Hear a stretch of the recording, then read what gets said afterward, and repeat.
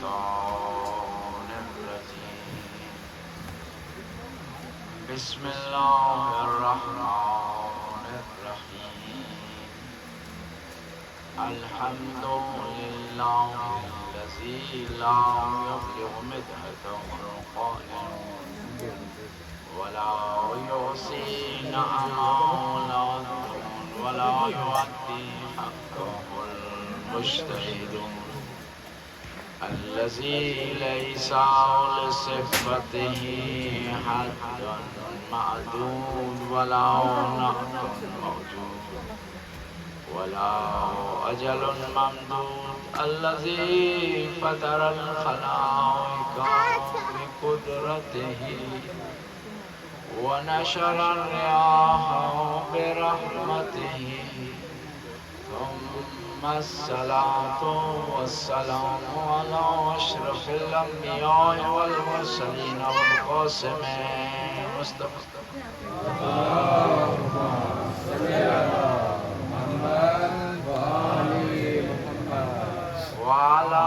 عترته الطيبين الطاهرين المعصومين المظلومين والحر الميامين لا سيما على أبا عبد الله الحسين الذي قتل مظلوما وعطشانا وقال حين بدائه يا زينب يا أم كلثوم يا سكينة عليكم مني سلام صلوات الله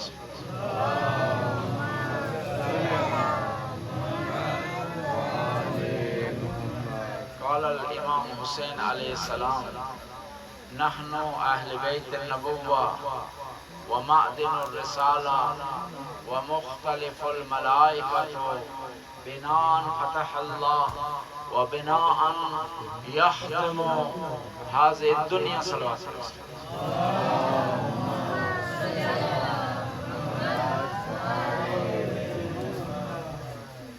نواسہ رسول جب مدینہ سے روانہ ہوئے ہیں تو اپنا اس طرح تعارف کروایا ہے فرماتے ہیں نحن اہل بیت النبوہ ہم نبوت کی اہل بیت ہیں ومعدن الرسالہ رسالت کی کان ہیں ومختلف الملائکہ تو ملائکہ کے آنے جانے کی جگہ ہیں بناء فتح اللہ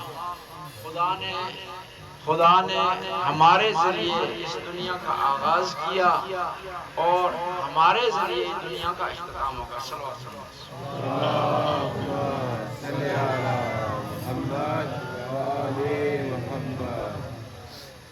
جب اللہ نے اپنے نبی کے ذریعے آل بیت کے فضائل بیان کیے تو وہاں جو موجود لوگ تھے وہ تین حصوں میں تقسیم ہو گئے ایک وہ کہ جنہوں نے دل و جان سے آل بیت کے فضائل کو قبول کیا سلمان فارسی ہیں ابو ذر غفاری ہیں مقداد ہیں عمار یاسر ہیں ابی بن کعب ہیں عبداللہ بن مسعود ہیں اور کچھ ایسے لوگ تھے جنہوں نے مخالفت کی اور آل بیت کے فضائل کا انکار کیا آل بیت سے حسد کیا اور تیسری پارٹی ہوئی تھی جو نیوٹرل رہی نہ قبول کیا نہ انکار کیا اور اسلام نے ان کو دعوت دی جنہوں نے قبول کیا جنہوں نے قبول کیا ان کے بارے میں پیغمبر نے فرمایا سلمان منا اہل البیت سلمان ہماری اہل بیت سے ہے ان کے بارے میں پیغمبر نے ارشاد فرمایا کہ روئی زمین میں ابو ذر سے سچا کوئی ہے نہیں اگر کچھ سچا دیکھنا ہے تو ابو ذر ہے کیوں سچا ہے یہ وہ سچا ہے جس نے اہل بیت کے فضائل کی تصدیق کی ہے سلیمان بہترین اس لیے کہلایا کیونکہ اہل بیت کے در پر جھاڑو دیا کرتا تھا یعنی جو ان کے در پر جھاڑو دے اس کا اتنا بڑا مقام ہے کہ جو ان کے در میں رہنے والا اس کا اتنا بڑا مقام ہے بس اہل بیت کے فضائل تین لوگ حصوں میں تقسیم ہو گئے اب جنہوں نے مانا وہ بھی دو حصوں میں تقسیم ہو گئے کچھ ماننے والے سے اعتدال میں رہے، خدا کے حکم کے مطابق رہے، پیغمبر کی حدیث کے مطابق رہے، کچھ آپے سے باہر ہو، کنٹرول میں نہ رہے۔ ایک دفعہ عبداللہ بن عباس سے امیر المومنین نے سوال کیا کہ میں نے نصیریوں کو بڑا سمجھا ہے، بڑی تاکید کی کہ میں اللہ کا بندہ ہوں، کامل بندہ ہوں، اللہ کا بندہ ہوں، یہ مان نہیں رہے۔ عبداللہ بن عباس نے کہا آپ کے فضائل کو سمجھنے کے لیے جگر چاہیے، ضروریت چاہیے، استعداد چاہیے۔ یہ چیزیں جو آپ سے ظاہر ہوتی ہیں، آپ سے ظاہر ہوتی ہیں، سورج کو پلٹا دیتے ہیں، مردے کو زندہ کر دیتے ہیں، دور کی خبریں دیتے ہیں اور دور کی چیزیں نزدیک کر کے دکھاتے ہیں، ہم برداشت کر لیتے ہیں کیونکہ معرفت رکھتے ہیں۔ یہ لوگ کیونکہ معرفت نہیں رکھتے اس لیے برداشت نہیں کر سکتے، اس لیے ان کے ساتھ ایسا معاملہ ہوتا۔ لیکن ہم نے یہ دیکھنا ہے کہ یہ جو گروپ بنے ہیں، بعض نے فضائل کا انکار کیا ہے، بعض نے چل رہے ہیں، بعض نے مانا ہے، لیکن غلوب تک چلے گئے ہیں، نصیری بن گئے ہیں۔ ان میں کون سا گروپ پسندیدہ ہے اہل بیت کے لیے؟ اہل بیت کے لیے سلمان فارسی پسندیدہ ہے، ابو ذر غفاری پسندیدہ ہے، مالک اشتر پسندیدہ ہے، یہ لوگ پسندیدہ ہیں۔ کیوں؟ کہ یہ اعتدال میں رہے ہیں۔ ایک نصیری ایک دفعہ مجھے ملا تو مجھے کہنے لگا کہ یہ جو صفات معجزات امیر المومنین سے ظاہر ہوئے ہیں، یہ تو اللہ کی نشانی ہے۔ میں نے کہا تم کون سے امیر المومنین کی بات کرتے ہو؟ امیر المومنین نعوذ باللہ تو نماز نہیں پڑھتے، یہ تو استغفر اللہ ربی واتو اللہ پڑھتے تھے 1000 رکعت۔ میں نے کہا کس کے لیے پڑھتے؟ جس کے لیے پڑھتے تھے وہ رب تھا، وہ کیا معبود تھا؟ یہ عابد تھے، وہ سجدے کی قابل ہے، سجدہ کرنے والے تھے، لیکن عام انسان میں نہیں تھے۔ عام انسان ہوتے نا تو معجزات سے ظاہر ہوئے۔ امیر المومنین مسجد میں تشریف فرما ہے، رکوع کی حالت میں ایک مانگنے والا آ گیا، اس نے مسجد میں آواز دی کوئی ہے میری مدد کرے، میں غریب ہوں، بے آسرا ہوں، مشکل میں شکار ہوں، گرفتار ہوں۔ کوئی نہیں بولا۔ پھر اس نے کہا کوئی ہے؟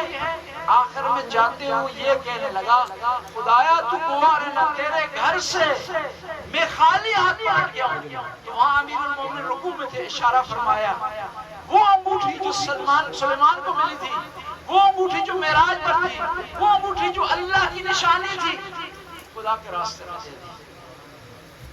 تو قرآن نے کہہ دیا کہ تمہارا ولی اللہ ہے اور اس کا رسول ہے، اور وہ لوگ جو کہ رکوع میں زکات دیتے ہیں، اور ہم نے اس کو آسان کر دیا، لا الہ الا اللہ محمد رسول اللہ علی ولی اللہ وسیع رسول اللہ وخلیفتہ بلا فسق۔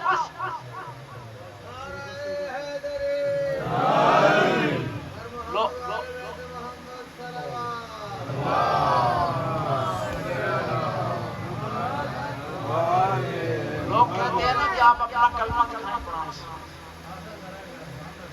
جی شکریہ۔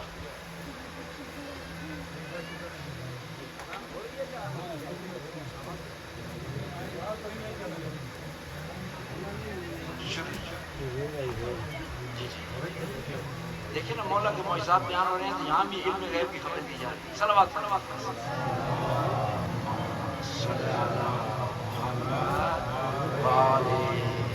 بولنا تو دور کی بات، ہمارے اپنے مومن دیکھیں کتنی معرفت ہے کہ دیکھیں اذان ہوئی نہیں ہے پتہ نہیں چلا، لیکن ان کے دل میں تڑپ ہے نماز، اور یہ اس سے پتہ چلتا ہے کہ نمازی ہے، پتہ چل جاتا ہے کہ سب نماز کا ٹائم ہوا، اذان ہو یا نہ ہو۔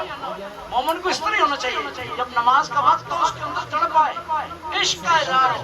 میدان کربلا میں ذکر ہوا ابو سمامہ صاحب صحابی، تو امام کی بارگاہ میں حاضر ہوئے، کہا یا اپنا رسول اللہ چاہتے ہیں آخری نماز آپ کے پیچھے پڑھ جائے۔ تو امام نے پتہ کیا دعا دی؟ جعلک اللہ من المصلین ذکرتنی الصلاۃ، تو نے نماز کی طرف توجہ دلوائی ہے، خدا تجھے نمازیوں کے ساتھ اٹھائے۔ صلوات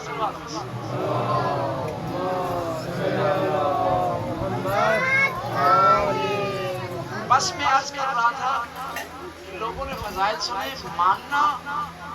ماننے کے بعد کیا ہوا، غلو کی طرف چلے. لیکن اسلام اعتدال کا کہتا ہے، نہ ہم نے آگے بڑھنا ہے نہ پیچھے. اہل بیت کو فالو کرنا ہے، اہل بیت سے آگے بڑھ جائیں گے تو کو نگاہ. اسی طرح ہے جس طرح صبح کی نماز 2 رکعت فرض سمجھ کے 4 پڑھے گا تو 2 بھی جاتی نہیں. کیوں؟ ہم آگے نہیں بڑھ سکتے. اہل بیت نے ارشاد فرمایا اہل بیت کے پیچھے ہم نے چلنا ہے. ان سے آگے بڑھنے والا بھی گناہگار ہے، پیچھے رہ جانے والا بھی گناہگار ہے. ان کے ساتھ چلنے والا کامیابی پانے والا ہے. اور اہل بیت کے راستے میں وہی کامیاب ہے جو اہل بیت کی قربان کرتا ہے، موقع مال کو سمجھتا ہے، موقع مال کو جانتا ہے. خود میدان کربلا میں 3 قسم کے گروپ تھے. ایک وہ تھے جو امام کے مقابلے میں 30,000 کا لشکر ہے، امام کو گھیرے میں لیا ہوا ہے، تنگ امام پر پانی اس نے بند کر دی ہے، زندگی تنگ کر دی ہے امام کے لیے. اور ایک تیسرا گروپ تھا امام سے محبت کرتا تھا، امام کو چاہتا تھا، امام سے الفت رکھتا تھا، لیکن قربانی دینے کے لیے تیار نہیں تھا، آگے بڑھنے کے لیے تیار نہیں تھا، تیر چلانے کے لیے تیار نہیں تھا، تیر کھانے کے لیے تیار نہیں تھا. محبت کرتا تھا، عشق کرتا تھا، دم بھرتا تھا عشق کا. اور بعض روایات میں ملتا ہے کہ کچھ لوگوں کو کربلا میں پتہ چلا کہ امام حسین اکیلے ہیں، شہادت قریب ہے، تو اپنے گھر میں بیٹھ کر امام کی دعا کرنا شروع کر دیا. نہیں، وہ قبول نہیں ہوتی. اب گھر میں بیٹھ جائیں گے، صرف عشق کا اظہار کریں، محبت کا کافی نہیں ہے، بلکہ آپ کے لیے ضروری کوئی عملی اقدام اٹھائیں اہل بیت کے راستے کے لیے، اہل بیت کی سیرت پر چلنے کے لیے، قربانی دیں اہل بیت کی سیرت پر چلنے کے لیے. اہل بیت نے اس راستے میں اپنا سب کچھ قربان کر دیا، حتیٰ اولاد قربان کر دی. ہم نہیں کہتے کہ آپ اپنی اولاد کو قربان کریں، اور نہ ہی آپ کر سکتے ہیں، لیکن ایسا تو کر سکتے ہیں نا کہ اولاد کے لیے قرآن کی تعلیم کریں، اولاد کے لیے دینی درس کریں، اولاد کو نماز سکھائیں، اولاد کو اہل بیت کا عشق سکھائیں. پیغمبر کی آخری وصیت پتہ کیا فرماتے ہیں کہ 3 چیزوں کے بارے میں تاکید کی کہ اپنی اولاد کو سکھائیں. یہ کون سی 3 چیزیں؟ علموا القرآن، ان کو قرآن کی تعلیم دیں، وعلموا حبی، میری محبت ان کو سکھائیں، وعلموا حب اہل بیتی، میری اہل بیت کی محبت ان کو سکھائیں. قبر میں، موت کے وقت کوئی چیز آپ کے کام نہیں آئے گی، پیسہ آپ کے کام نہیں آئے گا، تعلقات آپ کے کام نہیں آئیں گے، رشتہ داریاں آپ کے کام نہیں آئیں گی، دوست و احباب آپ کے کام نہیں آئیں گے، تعلقات کام نہیں آئیں گے، پوسٹ و مقام کام نہیں آئیں گے. کون سی چیز کام آئے گی؟ اہل بیت کی محبت. جہاں سوال ہوگا من ربک کا، من دینک کا، من امامک کا، ماں قبلتک کا، تو وہاں بڑے بڑے لوگ گھبرا جائیں گے. سوال تو آسان ہے، سادے ہیں. میں ایک دفعہ تقریر کر رہا تھا جگہ، یہ سوال ہوگی قبر میں، تو محمد اٹھا کہ مولانا صاحب پریشانیوں ہم لکھ کر رکھتے ہیں. نہیں، ایسا مسئلہ نہیں ہے. اتنا بھی اگر آسان ہوتا نا تو سارے لوگ پریشان ہوتے. یہ نمازوں کی ضرورت نہیں تھی، حجوں کی ضرورت نہیں تھی. نہیں، یہ سوال نمونہ ہے. یہ سوال ان کے جواب وہ دے سکے گا. جب کہا جائے گا من رب کا، جواب وہ دے سکے گا کہ جس نے اپنے رب کا اقرار کیا ہوگا، اس پر توکل کیا ہوگا، اس کے لیے کام کیا ہوگا، اس کی راستے میں قربانی دی ہوگی. من اماموں کا جب سوال ہوگا، من اماموں کا، ہم جواب نہیں دے سکیں گے. وہ جواب دے سکیں گے جو مجالس میں شرکت کرتے رہے ہیں، جو حسینی کہلاتے رہے ہیں، جو عزادار ہیں، جو عزاداری کے تقاضوں کو پورا کرتے رہے ہیں، وہ جواب دے سکیں گے. ہر آدمی جواب نہیں دے سکے. ماں قبلتک، تمہارا کعبہ کون سا ہے؟ ہر آدمی جواب نہیں دے سکے گا. کون جواب دے سکے گا؟ جو قبلے کی طرف رخ کر کے نماز پڑھتا رہا، اور پھر وہ جو حقیقی قبلہ ہے امیر المومنین کی ذات پاک، اس کے سامنے جھکتا رہا، اس کی ولایت کا اقرار کرتا رہا. ہوگی اذان کی؟ سلوات پڑھنا.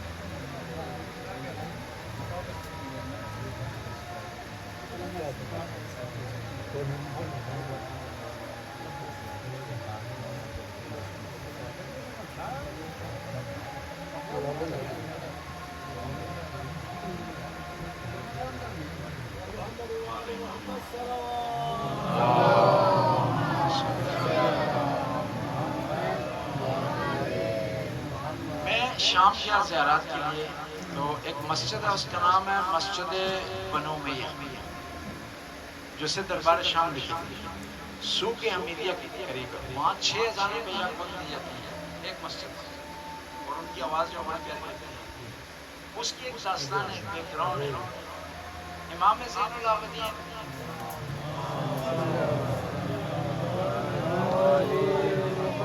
جب دربار میں لایا گیا تو جو درباری بولا تھا اس نے اہل بیت کے خلاف زبان درازی کی، اسٹیج پر جا کر بکواس کرتا رہا، بولتا رہا۔ امام زین العابدین ہاتھوں میں ہتھکڑیاں ہیں، پیروں میں بیڑیاں ہیں، گلے میں توق ہے، جھکے ہوئے ہیں، اور فرمایا یزید اگر اجازت ہو انی اسعد علی عاد الاحوات، میں لکڑیوں پر چڑھ کے کچھ کلام کرنا چاہتا ہوں جس میں اللہ کی رضا ہو۔ تھا ممبر، امام نے ممبر نہیں کہا، لکڑیاں کہا، اور اس کے مقابلے میں غدیر میں ممبر نہیں تھا، کلام تھا۔ پیغمبر نے ممبر سے کہا۔ یہ اس کا مطلب ہے کہ اگر ممبر پراپر نہ بھی ہو لیکن ولایت کا اعلان ہو رہا ہو، اللہ اور اس کے رسول محمد و آل محمد کی بات ہو رہی ہو تو وہ ممبر کہلائے گا۔ لیکن اگر ان کے خلاف اگر بات ہو، پراپر ممبر بھی ہو تو اسے ممبر نہیں کہا جائے گا۔ امام نے کہا اے یزید اگر اجازت ہو تو میں چلوں۔ یزید نے منع کر دیا۔ درباریوں نے کہا کہ یہ کیفی ہے، کمزور سا ہے، لاغر سا ہے، اس کے بدن میں جان نہیں ہے، یہ کون سی بات ہے، اجازت دے دے۔ امام گئے اسٹیج پر، کہا لوگوں جو مجھے نہیں جانتے ہو تو جان لیں، جو جانتے ہیں تو جان لیں، جانتے ہیں جو نہیں جانتے جان لیں۔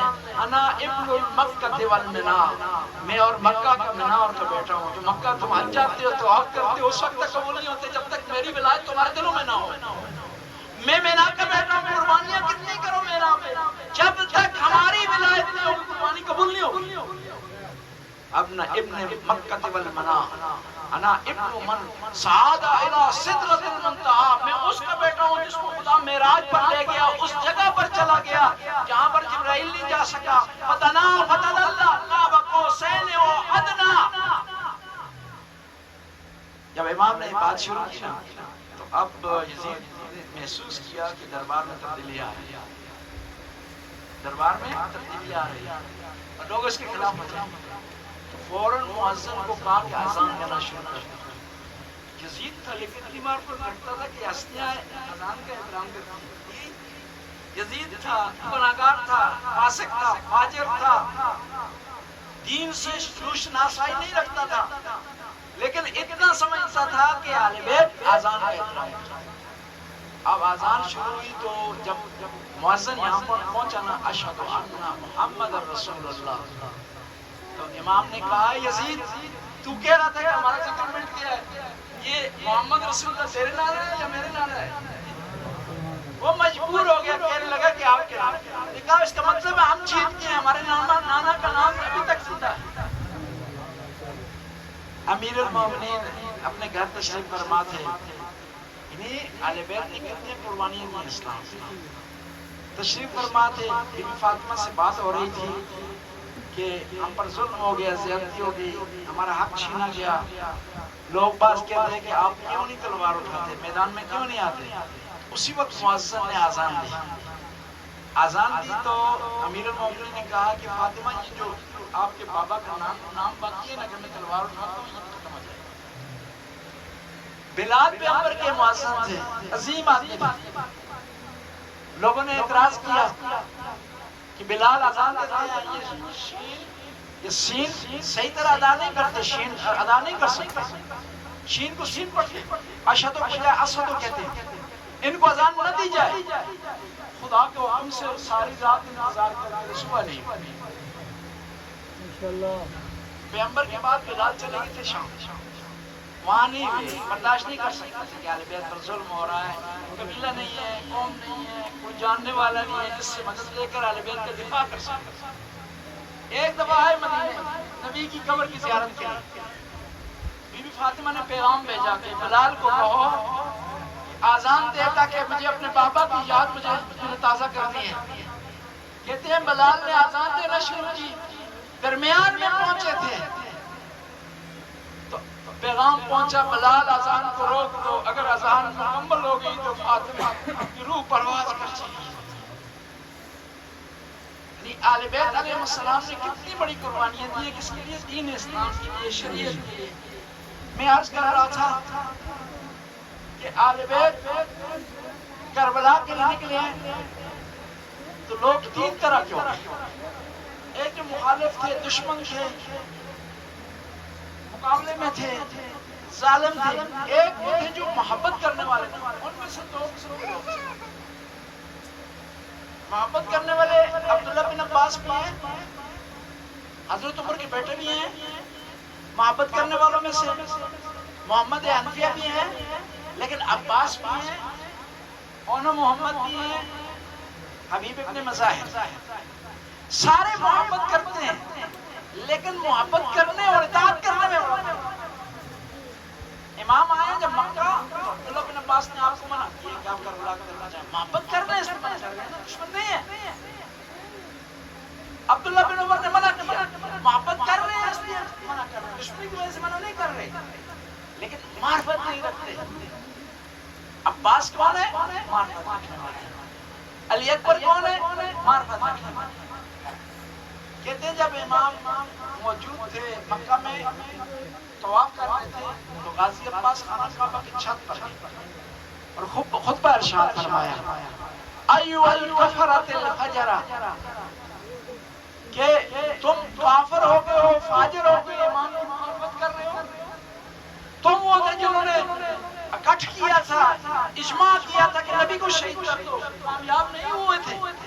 آج وقت کے امام کے مقابلے میں آ گئے اور خانہ کعبہ سے اتر کر ایک لائن کھینچ دی. جو بھی چاہتا ہے حسین کے مقابلے میں آنا چاہتا ہے آ جائے، اس لائن کو کراس کرے. کسی کی جرت ہے؟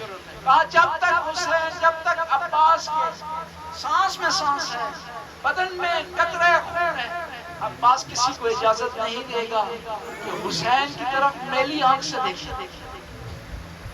بس ہم نے کوشش کرنی ہے ان ہستیوں کو فالو کرنا ہے کہ جنہوں نے اطاعت کی ہے.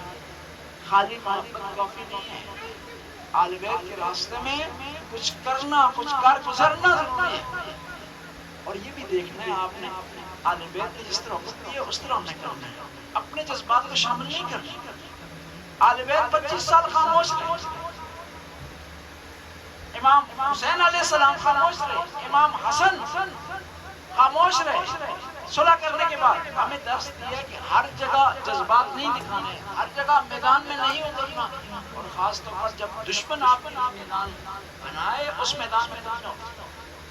کیونکہ دشمن آپ کے لیے جو سازش کر رہا ہے، میدان بنا رہا ہے، اس تمام میدان کے زاویوں سے آگاہ ہے، وہ اپنے حربے سے آگاہ ہے. آپ کی کمزوریوں کو مدنظر رکھ کے اس نے میدان بنایا ہے. اور آج کی سوشل میڈیا آپ کے لیے میدان ہے، آپ کے لیے تکفیری جو گروپ ہیں جو آل بیت کے مخالف گروپ میں شامل نہ ہوں. پہلا یہ. دوسرا اگر شامل ہو گئے ہیں تو ایسی چیز جو فتنے کا باعث بنتی ہے اس کو لائک نہ کریں، اس کی تائید نہ کریں، اس کو ریجیکٹ نہ کریں، اس اس کو شیئر نہ کریں. سب سے بہترین ہے وہ اس کو اگنور کریں. اور خاص طور پر آج کے ایام میں، محرم کے ایام میں، دشمن کو پتا ہے کہ آپ جذبات میں ہیں، دشمن کو پتا ہے کہ آپ اس وقت اہل بیت کی محبت میں سرشار ہیں، دشمن کو پتا ہے کہ آپ اس وقت غصے میں ہیں. اہل بیت کے جو پر ظلم ہوئے ہیں اس کے لیے انتقام لینے کے لیے آپ کے سینے میں آگ بھڑک رہی ہے. لیکن آپ نے کس کا کردار ادا کرنا ہے؟ ابوالفضل عباس کا. آخری دم تک تلوار نہیں نکلی، اجازت نہیں تھی تلوار نہیں نکلی، ورنہ عباس کی بہادری یہ کہہ رہی ہے کہ دشمن پر حملہ کر دیں. میں آپ سے پوچھتا ہوں، ایک آدمی کو پتا ہے کہ 9 دن بعد وہ مارا جائے گا، اس کے لیے ابھی بہتر ہے کہ میدان میں اترے نا. لیکن کیا ہے؟ مولوی درسوں کو نہیں، خیمے پانے کی بات لگے ہیں. دشمن نے اکھاڑنے کی کوشش کی ہے، امام نے کہا اکھاڑنے دو. عباس آپ نے بولنا نہیں ہے. شب عاشورا کو کہتے ہیں جب امام نے کہا نا کہ جانا چلتا چلا جائے. ان لوگوں کو مجھ سے سرکار ہے، یہ مجھ کو پا لیں گے، آپ کو کچھ نہیں. اور کسی کو پاس خرچہ کرنی ہے خرچہ دینے کے لیے تیار، کسی کو راستے کہتے ہیں راستہ بتانے کے لیے تیار، دشمن کے نرغے میں اور نرغے سے نکالنے کے لیے تیار. جب یہ امام نے کہا نا تو غازی عباس خیمے میں نہیں ٹھہرے، دوڑتے ہوئے بہن کے پاس آگے روتے ہوئے کہا بھائیا نے کیا کہہ دیا ہے کہ عباس چلا جائے؟ عباس بھائیا کو چھوڑ کر چلا جائے؟ کیسے ہو سکتا ہے میں چلا جاؤں اور اپنے بھائی کو چھوڑ دوں اور پھر لوگوں سے پوچھوں کہ میرے بھائی کے ساتھ کیا ہوا؟ قیامت کے دن فاطمہ الزہرا کے سامنے، بی بی کے سامنے کیا جواب دوں گا کہ میں بھائی کو چھوڑ کر آ گیا، تنہا چھوڑ کر آ گیا، دشمنوں کے درمیان چھوڑ کر آ گیا. جب بہن اور بھائی کے رونے کی آواز بلند ہوئی نا تو امام حسین دوڑتے ہوئے عباس کو سینے سے لگایا، کہا عباس میں تیرا امتحان لینا چاہتا تھا، میں تمہیں کبھی بھی اجازت نہیں دوں گا کہ تم مجھے اکیلا چھوڑ کر چلا جائے.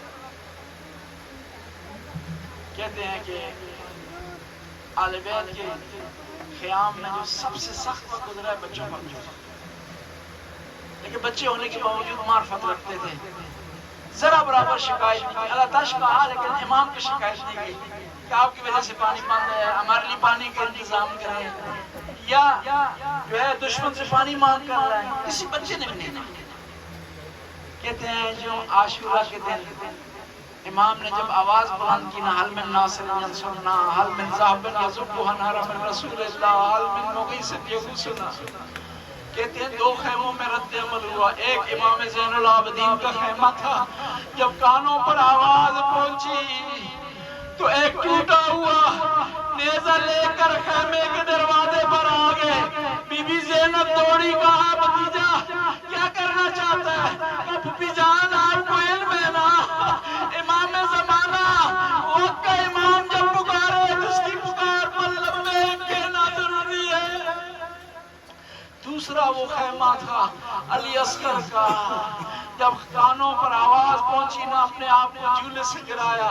امام متوجہ ہوئے، کہا رباب بچے کو لے آؤ، میں شاید اس کو پانی دلا سکوں. جب امام نے کہا نا بچوں کو لے آئے، ماں کا یہ وطیرہ ہوتا ہے جب باپ یا کوئی بڑا بچے کو باہر لے جانا چاہے نا وہ تیار کرتی ہے، اس کو سنوارتی ہے، کوئی نہ کہے کیسی ماں ہے جس نے لباس نہیں پہنایا، کنگھی نہیں کی، سرما نہیں لگایا. کہا میرے بچے کو تو میں سے سنوارتی ہوں، نیا کرتا پہنایا، بالوں میں کنگھی کی، آنکھوں میں سرما لگایا. اور آخر میں کہا علی اصغر تھوڑی دیر بعد تو اپنی دادی جان فاطمہ الزہرا سے ملے گا. دادی نے اگر کہا ماں نے نیا کپڑا پہنایا ہے، سرما لگایا، کہا بالوں میں کنگھی کی، تیرا منہ کیوں نہیں دھلایا؟ دادی سے ہاتھ جوڑ کر کہہ دینا دادی جان رباب سے کھلانے کے لیے اگر میری ماں کے پاس پانی ہوتا نا مجھے کبھی بھی مقتل کی طرف نہ بھیج. امام ہاتھوں پر اٹھا کر لائے، میدان میں آیا، آواز دی، عشق کیا، اگر میرا حسین کا کوئی قصور ہے، اس بچے کا کوئی قصور ہے، حسین وہ ہستی آج تک کسی سے کوئی چیز نہیں مانگی، آج بچے کے لیے ظالم اس کے سامنے ہاتھ پھیلا رہے ہیں۔ امام کے لیے بڑا مشکل وقت تھا، ظالموں یزیدیوں کے سامنے کہہ رہے ہیں کہ مجھے پانی چاہیے بچے کے لیے۔ کہتے ہیں کہ حرملہ نے نشانہ مانگا، امام علیہ السلام نے کلام جاری کیا تو عمر سعد نے کہا یا حرملہ افتر کلام الحسین، حسین کے کلام کو روک دو۔ ایک دفعہ ظالموں نے کہا حسین تو بہانے کر رہا ہے، اپنے لیے بچے کے بہانے پانی مانگ رہا ہے۔ حرملہ جب بار بار تیر چلاتا تھا نا اس کا تیر خطا جاتا تھا۔ عمر سعد نے کہا حرملہ کیا وجہ ہے تیرا تیر خطا جاتا ہے، تو بڑا نشانے باز ہے، اور جب بھی تیر چلانے کی کوشش کرتا ہوں ایک کالے مرغے والے کمر جھکی ہوئی پہلو شکستہ بیوی آگے بڑھ جاتی ہے، کہتی ہے حرملہ تیرا تیر بڑا ہے اور میرا بچہ چھوٹا ہے۔ اب حرملہ کا تیر خطا جا رہا تھا نا، ایک دفعہ حرملہ پلٹا مشورے کے لیے، کہا عمر سعد کیوں نے حکم دیا تھا بچے کو تیر مارنے کا، اب میرے نشانے پہ باپ بھی ہے اور بیٹا بھی ہے، کس کو تیر ماروں؟ کہا بیٹے کو مارے گا نا باپ خود بچے کے صدمے سے مر جائے گا، ضرورت نہیں ہے کہ باپ کو مارو۔ وہ کہتے ہیں روایت کی الفاظ ہے زُبِّئَ الطفل من الورید الی ورید ومن الحزن الی حزن، تیر ایک کان سے کیا دوسرے کان سے نکلا، یا گردن کی ایک طرف سے چلا دوسری طرف سے نکل گیا۔ جب مچھلی کو پانی سے باہر نکالا جاتا ہے نا تڑپ جاتی ہے، تڑپنے کے بعد اپنا ننھا ننھا منہ کھولتی ہے اور بتاتی ہے کہ میں پیاسی ہوں۔ علی اصغر بھی مولا کے ہاتھوں پر تڑپے، تڑپنے کے بعد کروٹیں لی اور خیام کی طرف رخ کیا، ننھا سے منہ کھولا، آواز دی مادر گرامی، مادر علی اصغر ابھی بھی پیاسا۔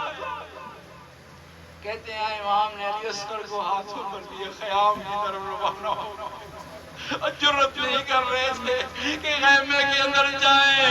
علی اصغر کی ماں کو کیا بتائیں گے کہ آپ کے بیٹے کو میں پانی پلانے کے لیے لے گیا تھا۔ اب خیمے کی طرف بڑھ رہے تھے، بی بی سکینہ سامنے آ گئی اور آ کر کہتی ہے یا بتا حل سکیا لقی الماء، بابا جان کیا علی اصغر کو پانی پلا کر لے آئے ہیں؟ لیکن جب دیکھا نا خون کا فوارہ بہہ رہا ہے، سمجھ گئی پانی علی اصغر نے نہیں پیا بلکہ اپنے خون میں علی اصغر نے نہایا ہے۔ اب امام نے جرت نہ کی کہ خیمے میں جائیں، خیمے کے پیچھے ایک چھوٹی سی ننھی سی قبر کھودی، علی اصغر کو دفن کر دیا۔ 11 محرم کو جب ظالموں نے سر گنے نا 71 سر سے، ایک ظالم نے کہا کہ سر پورے نہیں ہیں، ہم نے پورے کرنے ہیں سر۔ تلاش شروع ہوئی، ایک ظالم نے کہا میں نے دیکھا تھا کہ حسین 7 چکر خیمے کے ارد لگانے کے بعد، خیمے کے ارد گرد 7 چکر لگانے کے بعد تھوڑا جھکے تھے، بیٹھ گئے تھے، پتا چلتا ہے کہ وہاں کوئی خبر ہوئی تھی۔ انہوں نے کیا کیا؟ زمین میں نیزے مارنے شروع کر دیے۔ جب نیزے مارتے مارتے اس خیمے کے پیچھے آئے نا، جب زور سے زمین میں نیزہ مارا، باہر نکالا، علی اصغر کی ننھی لاش تھی۔ یہ شہید دوبارہ شہید ہونے کے لیے تیار ہو گیا۔ تو امام حسین کی آواز آئی نینوا سے، کربلا سے، خدایا میں نے تیرے دین کے لیے دوسری دفعہ علی اصغر کو ذبح ہونے کے لیے پیش کر دیا۔ اللہ لعنت اللہ قوم الظالمین۔ فسيعلم الذين يؤمنون بنيان خدا اس کے لیے حاضری کو قبول و منظور فرما، ہمارے گناہوں سے درگزر فرما، نیک کام کرنے کی توفیق دے یا اللہ، حاضری کی توفیق اپنے ساتھ، رزق میں وسعت عطا فرما، اولاد کو نیک اور صالح بنا، مرحومین کی مغفرت فرما یا اللہ، اس گھر میں اپنی برکات کا نزول فرما، اس بستی پر اپنی برکات کا نزول فرما، فرد فرد کو صحت سلامتی عطا فرما، طول عمر عطا فرما، بیماریوں سے محفوظ فرما، مشکلات سے محفوظ فرما، جو حاضرین میں حاجات رکھیں ان کی حاجت روائی فرما، جو پریشان اور پریشانی کو آسانی میں تبدیل فرما۔ خدایا محرم کے ایام ہیں، عزاداری کے ایام ہیں، دعا کی قبولیت کے ایام ہیں، ان ایام میں جو ہم دعائیں کرتے ہیں، ہم مانگتے ہیں تیری بارگاہ سے ایمان کا واسطہ واسطہ ان کو قبول و منظور فرما۔ یا اللہ سب دنیا میں مجالس ہو رہی ہیں، عزاداری ہو رہی ہے، جلوس نکل رہے ہیں، مجالس کی عزاداریوں کی جلوسوں کی حفاظت فرما۔ یا اللہ عزاداروں کو طول عمر عطا فرما، انہیں اجر عطا فرما، علماء کو اجر عطا فرما، ذاکرین کو اجر عطا فرما، روحانیوں کی زبان میں تاثیر عطا فرما۔ ربنا آتنا فی الدنیا حسنہ وفی الآخرۃ حسنہ وقنا عذاب النار۔ مومنہ مریض ہیں، خدایا ان کو شفاء کاملہ وعاجلہ عطا فرما۔ بسم اللہ الرحمن الرحیم، عما یجیب مضطر اذا دعاه ویکشف السوء، عما یجیب مضطر اذا دعاه ویکشف السوء، عما یجیب مضطر اذا دعاه ویکشف السوء، عما یجیب مضطر اذا دعاه ویکشف السوء، عما یجیب مضطر اذا دعاه ویکشف السوء۔ خدایا اس مومنہ کو صحت کاملہ وعاجلہ عطا فرما، طول عمر عطا فرما، حاضرین کو بیماریوں سے محفوظ فرما، حاضرین میں جو بیمار ہیں انہیں شفاء کاملہ وعاجلہ عطا فرما۔ یا اللہ آج کی ہم نے اہتمام کیا ہے، اس رزق کو وسعت عطا فرما، اس کا سے اجر عطا فرما۔ یا اللہ حاضرین تشریف فرما جو اہل بیت سے محبت رکھتے ہیں، خدایا اپنی محبت کو مزید اس میں اضافہ فرما۔ ربنا آتنا فی الدنیا حسنہ وفی الآخرۃ حسنہ وقنا عذاب النار۔ اللہم صل علی سیدنا محمد۔